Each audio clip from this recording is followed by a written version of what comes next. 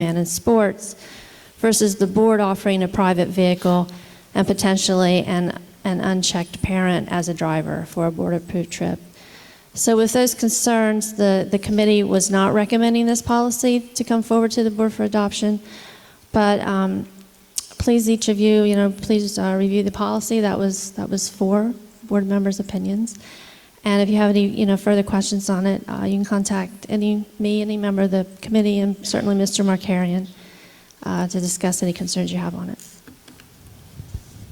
Thank you, Susan. Okay, thank you. Okay, advocacy. I don't think I have anything to report from advocacy right now. Liaison reports. Linda, did you have something?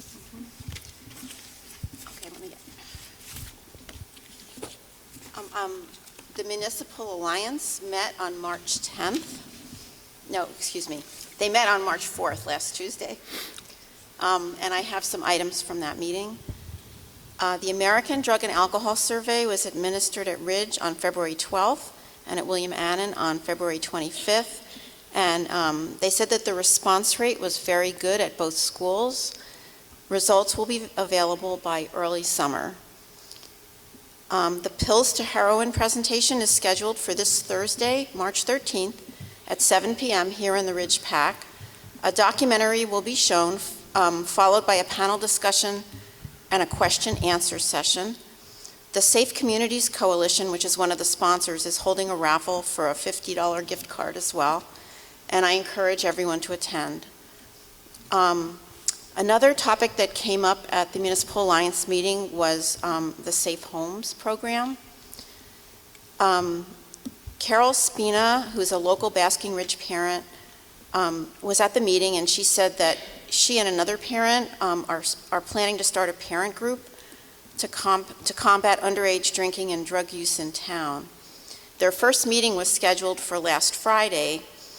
Carol mentioned several possible ideas, including starting an online Safe Homes program. In response, Lucy Forgione of the Bernards Health Department, who's on the Municipal Alliance, said that she has an IT staff person who's already started work on an online pledge form for Safe Homes as an extension of the Municipal Alliance 21 for a Reason program. And she said she would like to work with Carol Spina's parent group. I also told everyone at the meeting that at our March 24th Board of Education meeting, we would be reviewing the current school district programs dealing with drugs and alcohol. Thank you. Mike? The Thursday session, is that the one the police chief Yes. is going to be at 7 o'clock? Yeah. And then I would like to ask, unless we have two sessions, which would be fine, I would like to have the student survey at the same time that we discussed. Now, if we have two sessions, that's fine. You mean the one that was just administered? Yes. Yeah, I don't The think we results wanna won't be wait until available summer yet. to discuss Fine, then the I'll bring it up. topic. It'll have to Yeah. be at a later time. Right. Yeah. That's fine. Yeah. I mean, we'll get the results of that, and then we can discuss that after we get it. I mean, there's no other liaison reports, right? No. Okay. So now we're up to public comments on other than agenda items. If you could come forward and state your name and address, please. This is mine. Yeah, everybody gets This is for mine.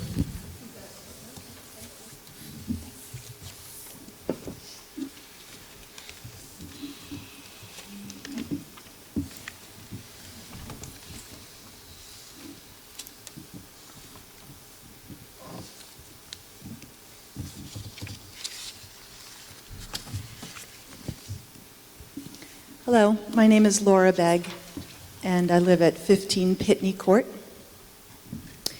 I wanted to come here tonight, not for my usual stand up and represent 550 people, but more for standing up here to represent a voice of one who is my 6th grade daughter, who wanted to be here, but she's home, hopefully by now, finished with her homework and sleeping. She is a 6th grader on the green team at William Annan. She is a high honors student, and she is an easy student, meaning she doesn't generally have stress. She doesn't have difficulty with any of the curriculum. And so I tell you that just so that you understand the story that I'm going to tell you right now. I had a conversation with her yesterday morning over lunch, and I want you to know that despite the fact that there has been a whole lot of conversation in the last few weeks about stress and the stress the students are under, I've never had that conversation with my family or my kids. So although I've been involved in lengthy discussions with other parents in the community about it, I haven't thought to ask my kids really what their experience was until this conversation occurred, unprompted by her. She said, and this is, as fast as I could type it after we had the conversation, "I'm sick of school.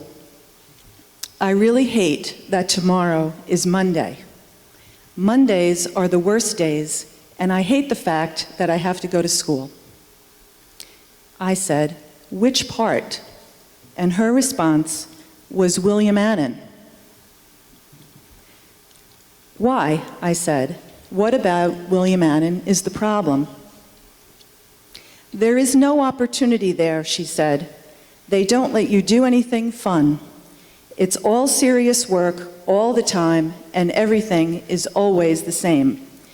In the moment you're having a moment of fun, someone comes in and gets angry or is frowning at you. You get so much work, and sometimes it's how the teachers are, giving lots of projects, and they confuse you and don't explain it well. It's all new, but they don't explain it in a clear way. It is very stressful. Here's the work, every subject, each night, and by the way, here's a project too, and it's due on Friday."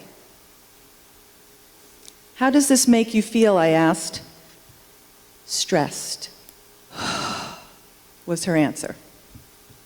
"You want to get a good grade, and when you don't, it doesn't feel good. Part of it isn't our fault, it's just too much. Teachers are not understanding, and they assume you're lying." What she meant by that is if something wasn't completed. "There is no trust, there is no happy student-teacher vibe." Her words. "There is no opportunity for me either. There are no sports you can do as a sixth grader, team competitive," is what she meant. "And chorus and the plays are so limited that of a whole grade, less than 5 get in honor choir and a couple get into a school play.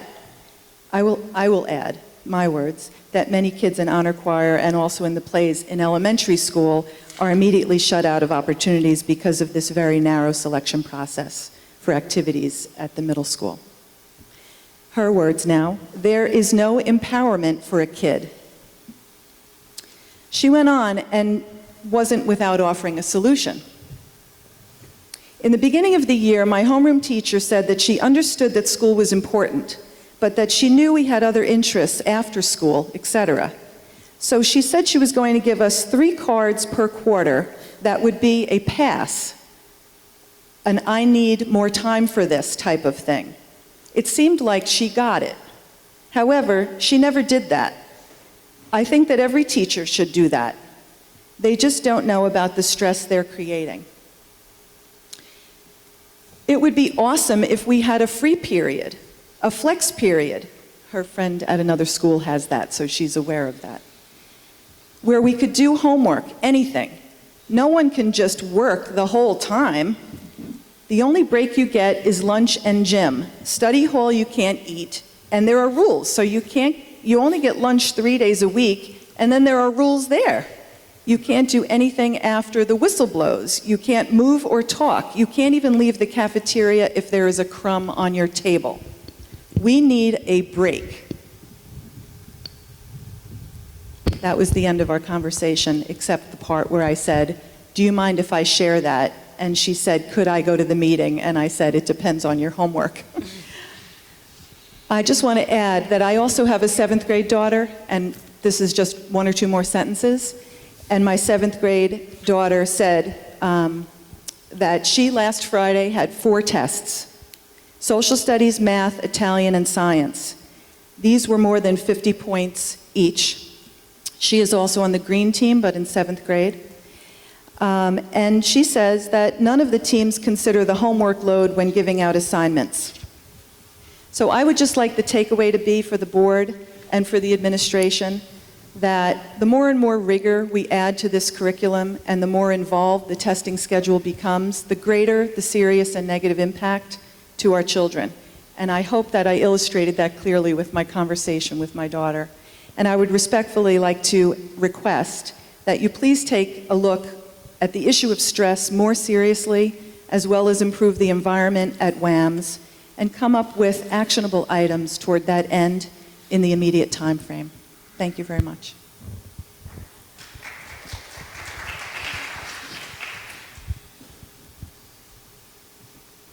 Douglas Wicks, Fawn Lane. I'm going to bring up the issue of the Oak Street roof again. I've seen current reports on that, and they still missed the whole point. I'm surprised. I called GAF, and I got a claim for a warranty. Nobody's thought of that. I don't know why you didn't go to GAF. They're willing to take a look at the shingles and tell you what the expected life remaining and how old and how bad they are. Nobody has ever broached that. I think we're going to have to do that. Number two, I've seen the latest report that came out. You had an engineer in here, and you had Spiesel in here, you had Spiesel in again, and they all missed the point. I agree that the gutters are bad, but the roof isn't bad. There's some minor repairs that have to be done, but we're throwing money away if we're going to do it. Funny that Spiesel put into the state $1 million for a roof, take off the deck and all that nonsense. Now it's down. Well, the deck is okay, maybe. But maybe we got to take off some shingles. No, I don't think so. I think you repair the shingles, and there's a product called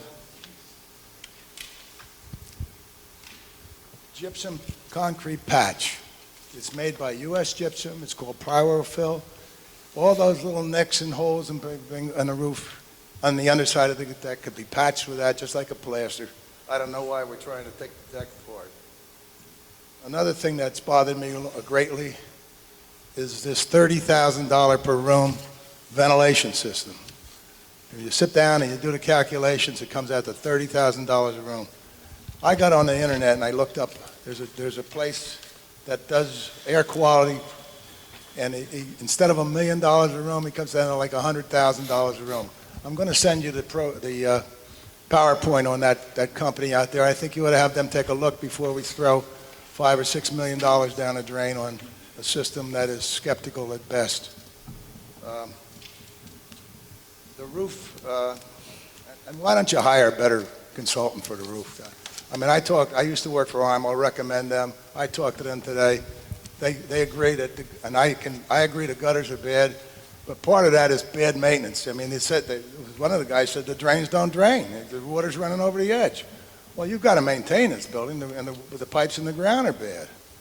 So, I mean, there's a code for maintenance that has to be done. And when you get failures like this, that code hasn't been met, whether you have a guarantee or not. You got reamed out by the state board about that last year. I put a complaint in. All these roofs are going bad and they're under guarantee. And the other thing I want to tell you about Spiesel, and I'll tell you right now, last year they used illegal materials on the Liberty Corner School. They used foreign materials that weren't approved. They went out there and inspected them every day, and the salesman for the material was also out there. And in my opinion, they made a deal to use stuff from Warren Township on Liberty Corner School. I've got evidence of it. I've got videos of it. And you've been getting ripped off, and we're getting ripped off because you got some suspect architects. I'll tell you that right now. Thank you.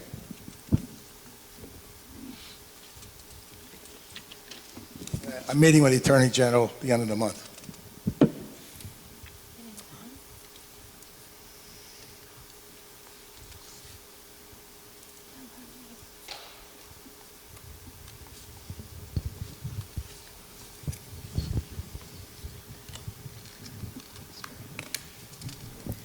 Hi, Deborah Boslin, 35 Van Cortlandt Way, again.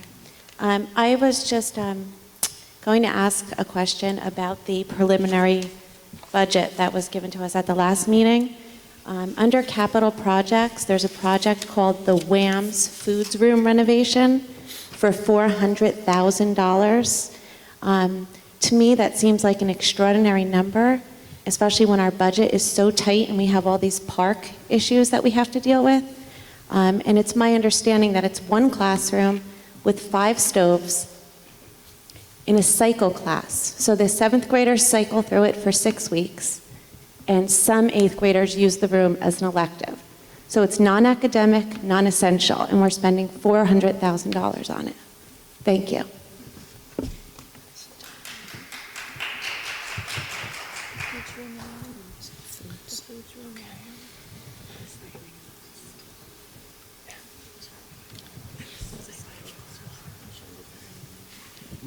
Karen Gray, 15 Independence Drive. Just a couple of very quick things. First, I want to say thank you. I didn't thank you all for the presentation. It was great, very informative, and very overwhelming. I also want to say thank you to all of you because I don't know if it's the building, but you are all very audible this evening, and it's very nice. I also just want to make a clarification about something that was said last time at Board Forum after my comments on the calendar, and that was just that, well, yes, I absolutely was one of the strong voices against moving the end date up. I was also a strong voice for moving the beginning date up. I wasn't expecting it to happen in a vacuum.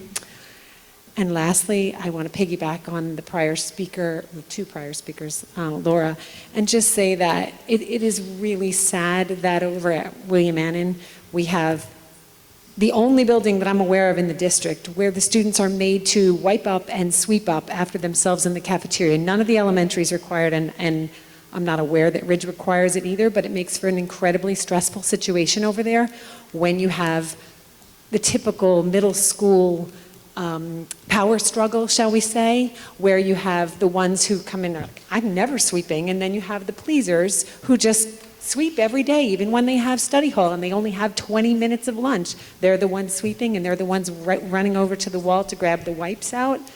And just to add to the stress, we have teachers blowing whistles in microphones that are this close to the whistle. It's a really unpleasant experience. And just for the record, it was brought up at the William Annan PAC meeting this past Wednesday, but I think it's important that this body of people know as well. Thank you.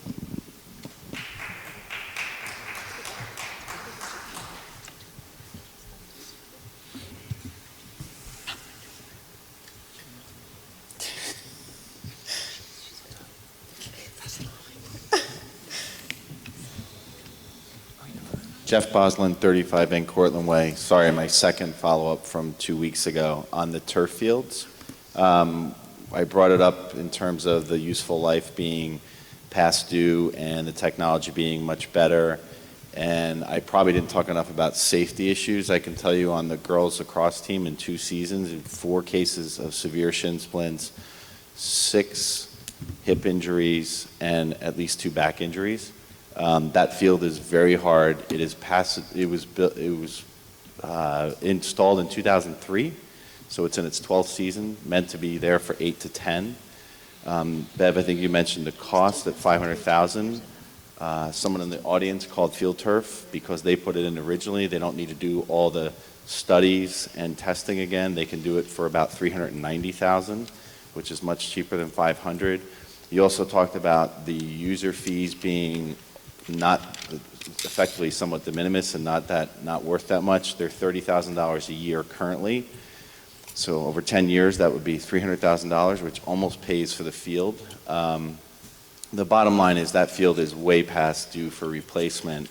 I think Superintendent Markarian talked about doing an impact study and putting more rubber pellets on it. I don't think we really need a study or more rubber pellets. I think we need a new field. And if you go back to last spring, during the state playoffs for girls and boys lacrosse, it rained, the field bubbled, we had to go play at Watchung Hills, which is a little bit embarrassing, but it also tells you about the condition of our field versus theirs. So I would implore you guys to take another look at it. There was private funding the first time around. Maybe you could raise money again, but certainly just because we haven't planned for it, it's not that costly in the grand scheme of things over 10 years. And I'm not sure about this, but it would be either the only or one of the few revenue-producing assets or investments you could make. because it will draw revenue back to help pay for itself. So there are hundreds of athletes in the schools who use it, maybe thousands, and there are plenty more around town. And you have a nicer field, you might even be able to charge more in user fees. So I ask you guys to please take a look at it again. Thank you.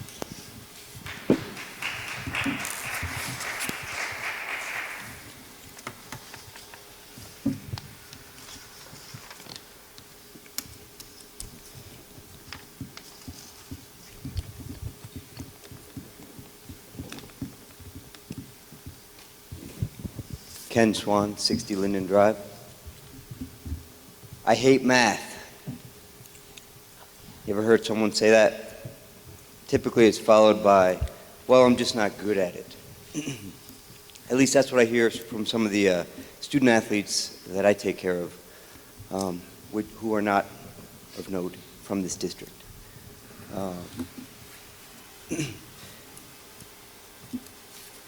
But when people say that, it's usually because they aren't good at it, and as a result, they don't like it. When I heard my third grader a couple weeks ago tell me that he hates math, that was different, okay? Because he's good in math. He's very, very good in math. And he used to love it. He was excited about it, and his mind was wide open about the possibilities. And now, as my wife and I predicted, the failure of the school to accommodate him and others like him is leading to boredom and frustration.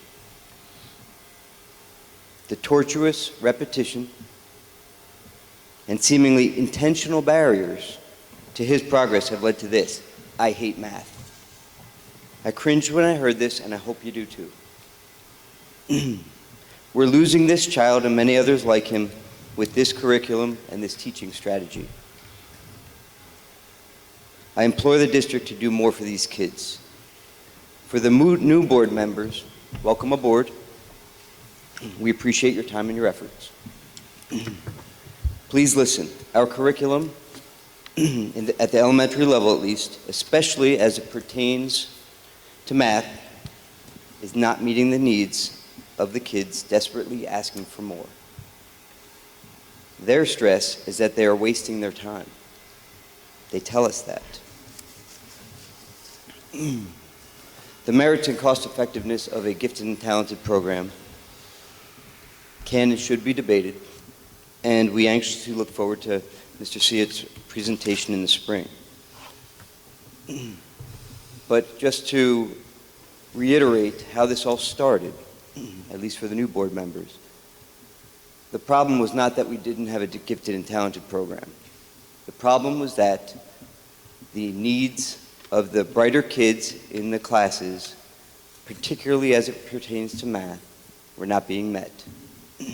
We asked time and again in many different avenues, and it came through that we needed a gifted and talented program to pursue their desires, their needs. So, in the meantime, we do wait for that presentation. But what if we decide that we don't want a gifted and talented program as a district? What if it's too costly? Or what if it doesn't work? What are we doing for these kids in the meantime? They need instruction now. They're asking for it. And I ask that we look for cost means that probably wouldn't cost anything, but ways to address their needs within the classroom or in a different classroom. Thank you.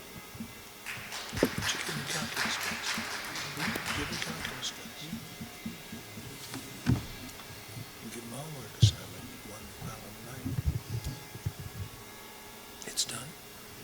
The teacher has to be able to correct it.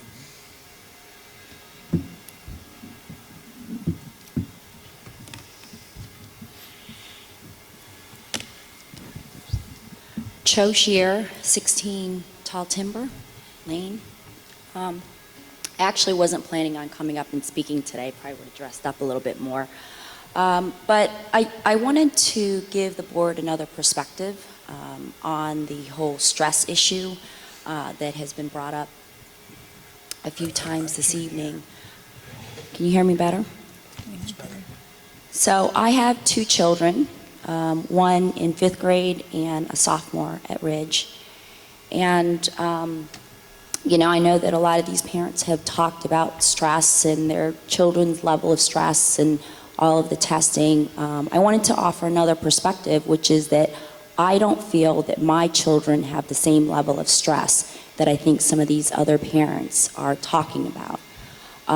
My son is a sophomore. He is taking numerous honors classes. He's also a wrestler, so he's able to balance the sports as well as a fairly hard curriculum, which I would say, and he is doing quite well. He is able to make the honor roll. He just made the Japanese National Honor Society, and I don't think that my son, is not well balanced. He is able to, gets home at 3 when he doesn't have wrestling, and he goes to bed at 10. He's not up till midnight. Sure, he's got tests. Sure, he's got projects.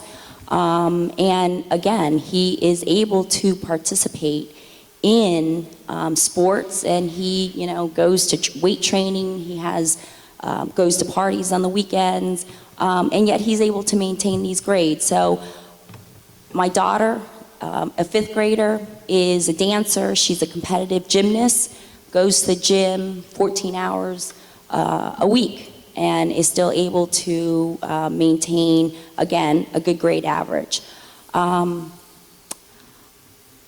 I just want to say that I understand that some people handle different levels of stress. Me personally, and my personal opinion, is that I think that we, as a school district, have very high standards, and I think Basking Ridge is known for our standards. I think colleges see that, they view the standards. I know that was discussed earlier tonight, and I ask the board to also, consider that, because, part of the testing, part of the curriculum, part of these teachers, putting these projects, it's all part of load balancing. It's all being able to manage different things. My son has had to manage while he was in wrestling, being at school until 8 o'clock at night, and he knew when he had a wrestling match and when he had projects due, and he had to figure out when he had to balance this stuff and study for tests. If that meant on the weekends, he had to study on the weekends to be prepared because he had wrestling on Wednesday, then that's what he did. And I think it prepares them for just when they're getting to college. The professors aren't checking to see, well, what other classes does this student have, and perhaps should I reduce, the workload? They don't care about that once they get to college. I would rather my son be in a very difficult curriculum. I'd rather he be in a position where I'm here to help guide him through the process so that he knows what he needs to do. He learns to balance his schedule. He learns to be able to manage and figure out, what do I need to do in order to get through what my teachers, the teachers are telling them what they need to do. They're providing study guides. They're giving them, at the beginning of the classes, this is when things are due. They can check the homework portal. So he knows exactly what he needs to do, and I don't give him any excuses. And I think he's a very well-balanced kid. I don't think he's stressed out at all. I wanted to give the board another really opinion relative to the stress level and what other kids are also experiencing within your district. And I ask that you keep the standards where they are. I ask that you make sure that our district remains competitive so that our kids can get into these tough colleges, that they're prepared for SATs and whatever other tests that they're going to be faced with, and honestly, so that they're ready for, going to college in their future as adults. Just one other comment about, aside from the stress thing, relative to the park and the budget, that does seem like a very high amount of money that we are going to have to spend as a district in order to implement this.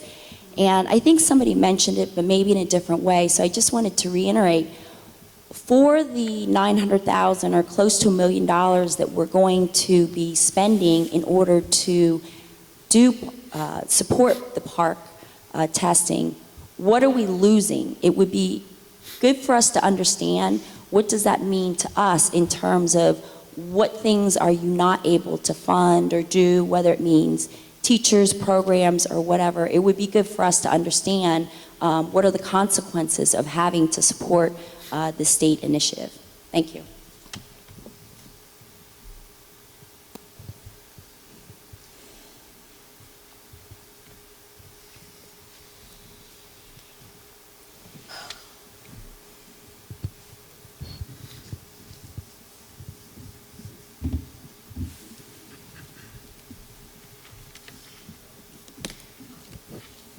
So I think it's kind of telling that this evening we've had so many people speaking about stress and concern over stress in their students, and I think it's a good thing that we're seeing dialogue and both sides of the perspective. Now, honestly, I wish that I was in the situation of the last speaker, but I'm not. My high school daughter is a high-achieving honor student, and I hear more and more her level of disenfranchisement with the stress factory at Ridge. And here's a person that should be a plum student in the district, and what I see her as being turned off by the unnecessary stress built into the system, particularly the layers of testing that, and with the prospect of park on top of it, which is just going to make things worse. Now, just one small piece that maybe we can do something about to make it just a little bit better. We have 3 snow days to make up. With the prospect of making them up in all during spring break, well, as a parent of a junior, that's the only time we have during spring break to do long-distance college visits during the year. In fact, during the college session held here in January, we were all advised, use that week to schedule your long-distance trips. So yes, we're going to be off visiting colleges, as many other parents of juniors are, and many other families in the district have other plans as well. So it doesn't take a person with advanced forecasting skills to determine that there's going to be a high level of absenteeism during that week. So the issue is compressing all that makeup work of 3 days of missed classwork versus spreading out those days will have much less impact and much less stress for students to have to make up that work. So it's a small thing. I know we can't make up all those days elsewhere, but even taking a day or 2 and spreading it elsewhere will help incrementally reduce a little bit of stress for the students. Thanks for your time and consideration.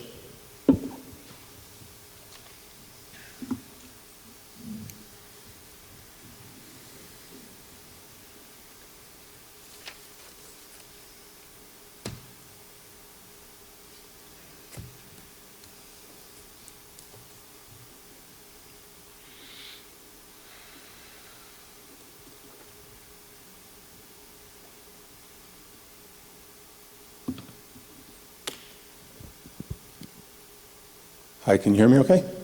Joe Malisi, 188 Smoke Rise Road.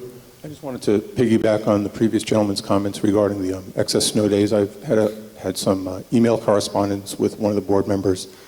Understand this is a tough situation. Understand that, you know, the board in its current decision is basically doing the fair thing in that you're saying you're going to make up the snow days exactly how you would originally, you know, propose to do them. That said, I would ask for some flexibility. This is stressing out my family as well.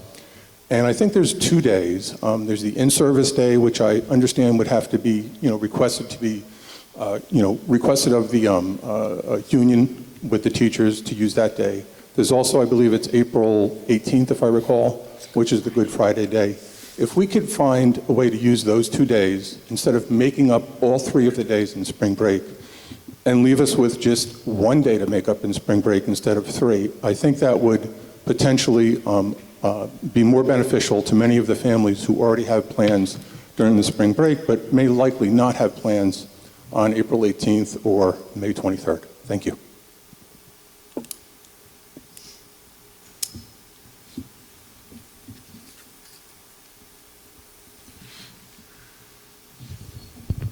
Is there anyone else for public comment on non-agenda items? Okay, at this time, I'd like to close public comment. We're up to board forum, and I don't know if you wanted to respond to anything first. Sure, I could try.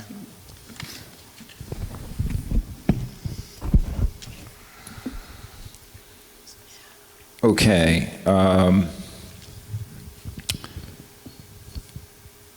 I believe we had a sophomore student from Ridge talking about SGOs and SGPs and their impact that they might have on on instruction and whether or not it's a smart idea to have teachers being judged by their own performance with respect to the goals that they help to develop, whether or not SGOs and SGPs are therefore valid and should they be used. I thought those were some interesting points. Certainly, I have seen some research myself questioning the validity of SGPs. So I appreciate those comments. They were well thought out and insightful. Unfortunately, at this stage of the game, that's what we have to deal with.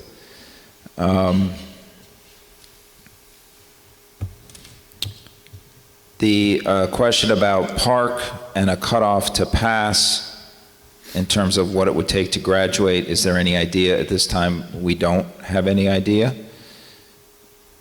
And whether or not are we jumping the gun in getting prepared to administer Park? I keep asking that question because I want to be, I don't want to be the person sitting here saying, well, oops, we don't need to do it. Everyone keeps telling me unequivocally, yes, you're going to be doing Park testing. So at some stage, and we're getting very close to that stage, we do need to move forward and be prepared for it. I appreciate the comment about common assessments and teaching to the test. And as far as the end of year summative assessment, how much material are we going to cover? I think that we want to have the supervisors working with the teachers on that. And the idea about parental and teacher input, I think that we can definitely achieve that even through some of our existing committees, if not through some other ways that we can work on. I never heard about posting Park scores on a transcript, and quarterlies, doing them first marking period or second marking period.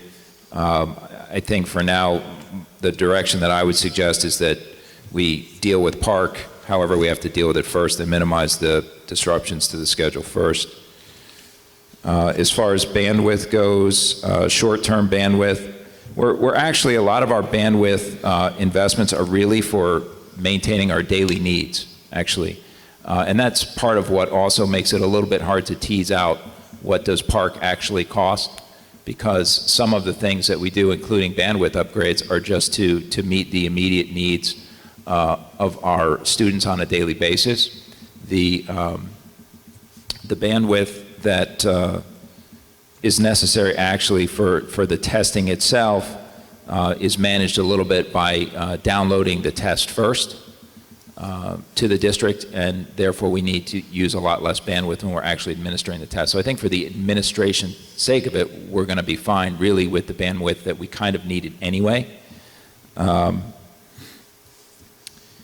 As far as asking the state to take care of our needs because they're mandating something, we've been doing that, and we do believe in asking the state to help us out when they mandate something.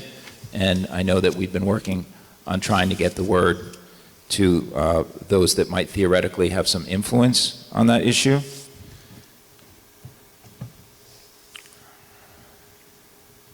Sorry, got a lot of notes here. I thought that the end of year assessment in terms of how students choose their courses was an interesting thing to consider. Like if you put an asterisk in the program of studies book next to certain courses, are kids going to try to avoid those courses? I think that's worth thinking about. The comment that it's crazy to have no graduation standard, I agree that would be crazy. I think that our standards are pretty high, at least in terms of the credits that kids need to, have in order to graduate. So that kind of takes care of that as far as the state and what they're thinking about. We had the HSPA and you had to pass that to graduate. Now there's nothing. I don't want to make connections between Trenton and crazy. I'll leave that to you.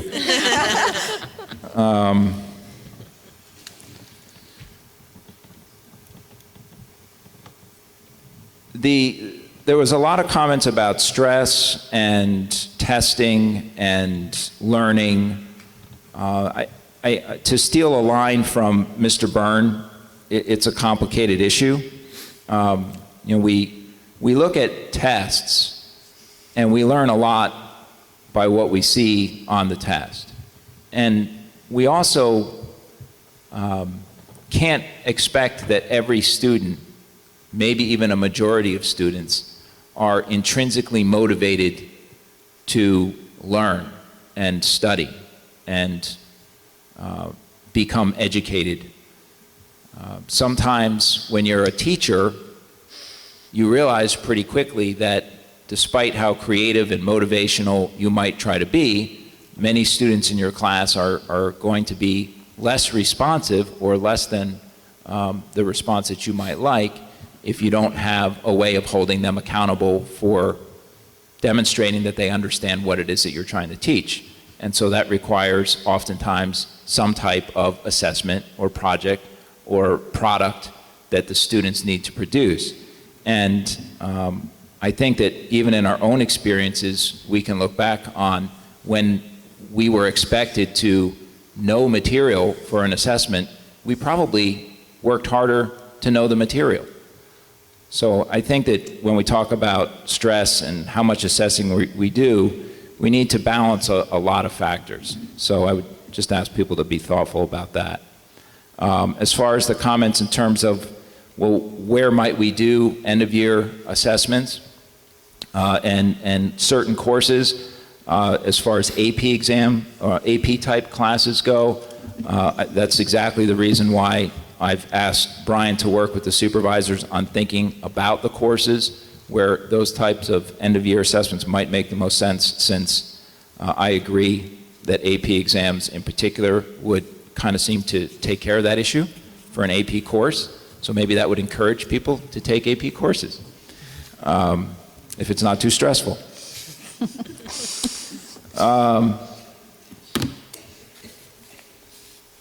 Someone mentioned that they're scared for students, or that students are scared about unknowns.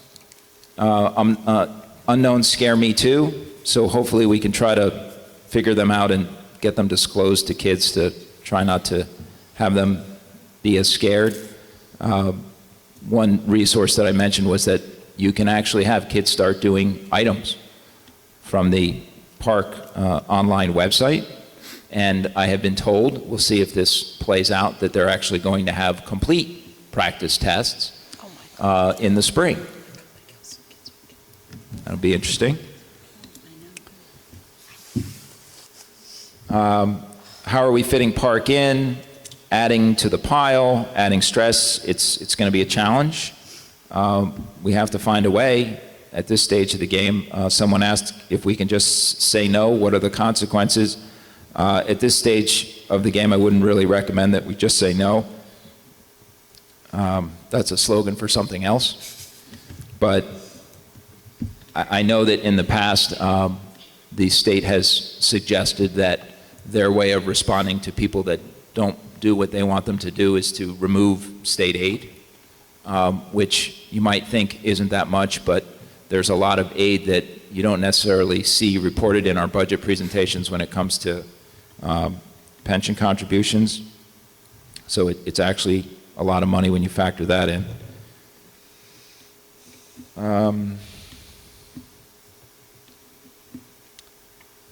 Some people mentioned individual issues involving their students and the stress that they're experiencing. I don't think I can adequately address that on an individual basis here.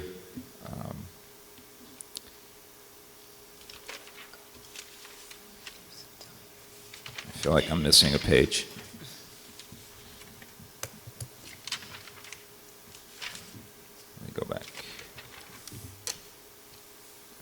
did that, we did that. We did that. You got a lot of No, there's a couple more.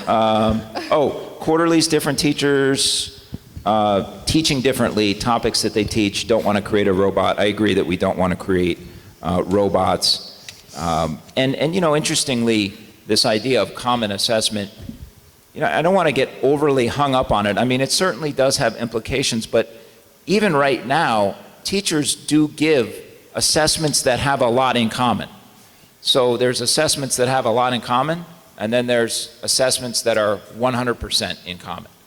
And if you look at assessments for courses that are being taught by multiple teachers, in general, you're going to see a lot of commonality in their assessments, the kinds of questions, maybe even some of the same questions. The question is, to what degree do you ask students to respond to the exact same items on a given assessment? And I know that in the past, sometimes we have talked about assessments having a certain set of items that are common, or specific items that are common, not necessarily 100% in common.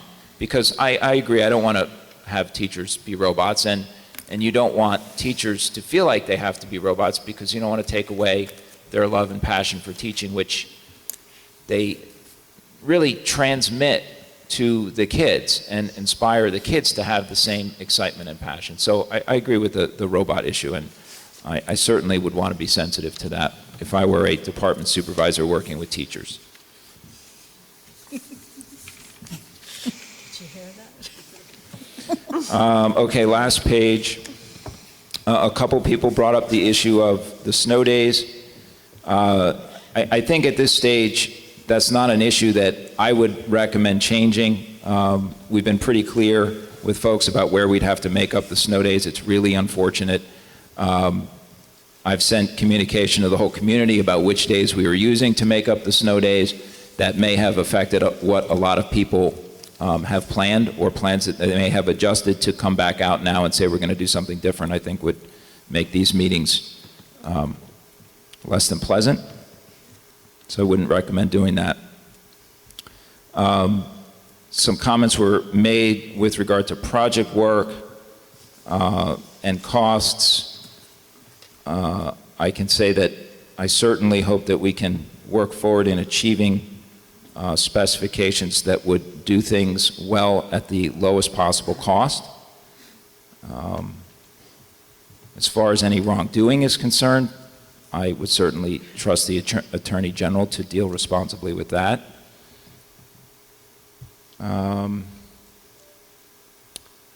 The issue of the turf fields, I really feel like we have looked at that, and when maybe things unfreeze, we can look at it again. Gifted and talented, as the one speaker mentioned, we are interested to see what we can come up with when we've had our presentation in the spring. So I too am interested to hear about that. The foods room renovation, what will the ultimate price be? I'm not sure, but I can say that having spent a lot of time in that building, that room is getting to the point where it's really getting beyond its useful life, and something needs to be done. The cafeteria at Annan, as far as kids cleaning up, I don't know, I guess I'm a little old-fashioned in that regard. I make my kids do a little cleaning up in the kitchen.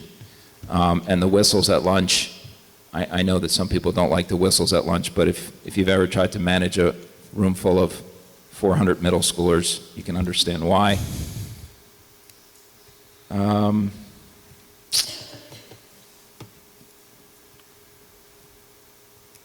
I think I got most of it. Thanks. Thanks, Nick. Any other board members? Mike? I have a couple items on my list. The SAT memo that you sent out, or someone sent out, about over half the students that take the SAT tests are not qualified or not capable of doing college work. That was the first item on the list. I don't think the changes in the SAT test is going to improve that any. But I think the argument here and the article that I passed out to you from the Wall Street Journal, the SAT testing group has fallen to second place. The ACT has replaced them, and the SATs, I think, are trying hard to make up the difference and get back into first place. So while I agree with some of the things that they're proposing, making it more relevant, and some of that's politics to just get the share back and take the leadership position. So that was that item. I went to the high school play, and I don't know whether you folks went to the play, and a couple of years back I went to see Rent, and I had a problem with Rent, and I had a problem with this play, and there's a murder in it, and the heroine gets pregnant, and the hero is a crook. I mean, it just goes on and on and on. I know a family whose child was in the play, and they could not bring their younger children because they knew it was a bad play. And when you can't bring your siblings to see your older children in a play, in a high school, public high school play, that's a pretty sad thing. And I know we want to be avant-garde and try something original, but I think it was a very poor choice, and I would strongly urge, some type of review before they select the plays to make sure they're appropriate, particularly when it's a family affair. You want the high school kids to bring their younger children. It's a community thing. Can you suggest a play that would be suitable? Yeah, Oklahoma, Sound of Music, and I can go on and on and on. You don't have to have filth. Oklahoma, there's death. Yeah, there's that. You're right. But how many seats did you sell? Let's not talk back and forth. Yeah. Okay, let's come back. I do like dialogue. I think you learn from the dialogue, even though maybe you're not always right. I think dialogue's important. So, artificial turf. I don't think there's a useful life unless you start measuring the sun damage to the artificial turf. I think it should be tested every year, but I don't think 10 years is necessarily the useful life in let's say, Texas versus New Jersey. It differs because of the sun exposure. So you have to find out through testing whether, and I think testing's a good idea to find out whether it is safe or not.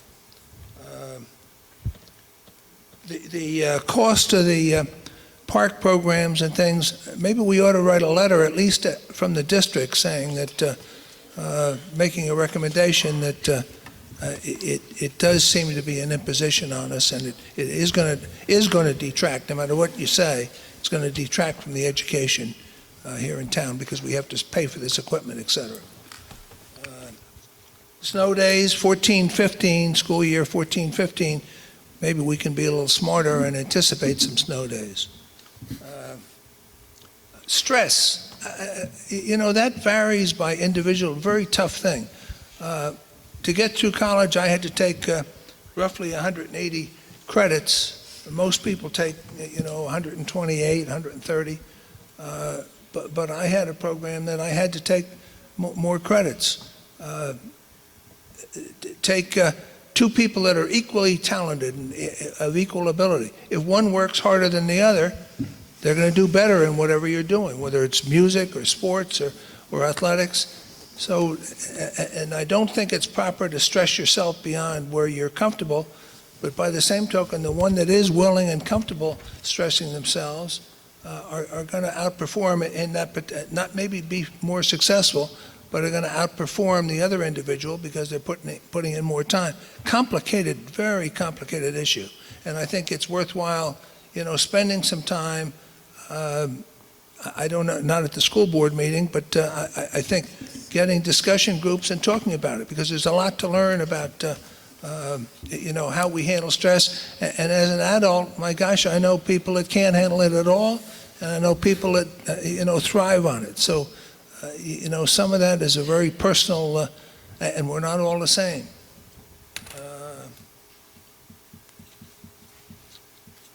Thank you.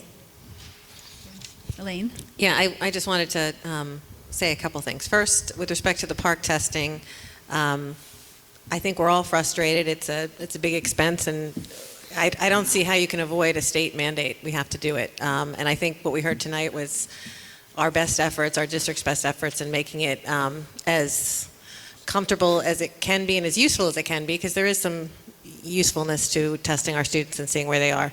So I just appreciate, as Susan said earlier, what, the presentation that was made. And I do disagree with Mike when he said this was the worst board meeting he'd ever been to, because I thought it was actually very useful. And although it's late, I think I enjoyed hearing from different members of the community who don't always come out to these meetings. I think it was a very good meeting. So I'd like to say that. And with respect to having the writing to the governor, we actually put together a letter like that.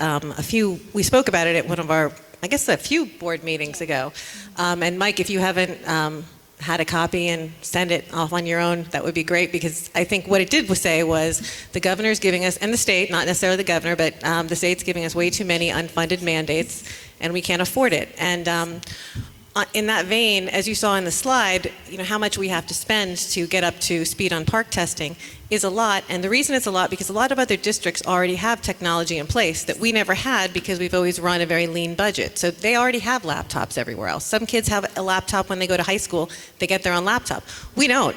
So we have so much ground to make up. That's why it's expensive. But, there's two different sides coming out of the governor's and the executive branch. And I just had to share something that Linda shared with me, but that in talking about the cost of the per student cost of the park assessments, the outgoing statewide education superintendent said that the cost for the park assessments is nearly the same as NJ Ask and HESPA, and it's fully borne by the state to implement this requirement. And that's just not true. I mean, you saw the numbers. The state is not fully funding this, and this is what we're hearing. And so it's very frustrating, because we also hear about all the things that we can't do financially, whether it's the field or gifted and talented. Not that we can't do that, but it's a struggle for us to do what we want to do. And it's just very frustrating to me to see that the top education officer in our state is saying something that I just don't know where he gets the basis for that statement. And we're here struggling to try to put something together that is helpful to the students. And I think someone said we haven't thought about the students, and I think that's completely wrong. We really are all here worrying about the students and trying to make what is coming down from the state as useful as possible and as less stress as possible. So I just wanted to say that. Thank you. Anyone else? I think discussion and dialogue is important, and if you disagree, that's part of the process. And I do disagree. Anyone else? Okay, we're up to the last item, adjournment. Would anyone like to make a motion? Linda? Yes, Bev? I'd like. Thank you.